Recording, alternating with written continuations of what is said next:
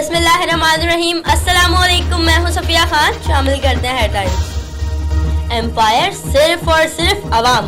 जमहूरियत में मर्जी अवाम की चलती है, थर्ड एम्पायर की नहीं। जहां भी सदारती निज़ाम नाकिस किया गया वहां आमिर ने टेक ओवर किया। बिलावल भुट्टो जरदारी बोले, गैर जमहूरी कुव्वतों की हजार ख्वाहिशात हो सकती हैं, हमें इस्लामी पार्लिमानी निज़ाम ही सूट करता है। सदारती निज़ाम अमेरिका के सिवा कहीं कामयाब नहीं हुआ।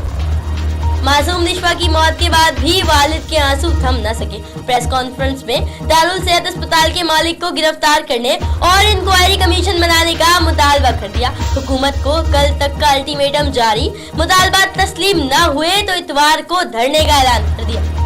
कराची के इलाके शाफिजुल कॉलोनी में डाकुओं का राज। नादरा ऑफिस के सामने डाकुओं ने दिन दिहाड़े गाड़ी का शीशा तोड़ा और गाड़ी से कीमती सामान ले उड़े।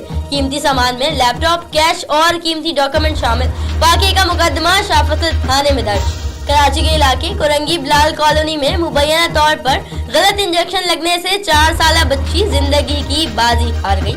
वालिद अख्तर ने बयान दिया कि 4 साला रजिया को खसरा में डॉक्टर्स ने इंजेक्शन लगाया। बच्ची को खसरा में बुखार होने पर निजी क्लिनिक मुंतकिल किया गया था।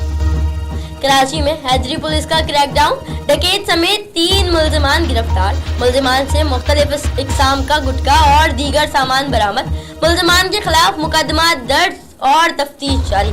कराची प्रेस क्लब के बाहर डाक्स मच्छर कॉलोनी के मकीनों का पानी न मिलने पर एहतजाजी मुजाहिरा। मुजाहिरीन की दुहाई।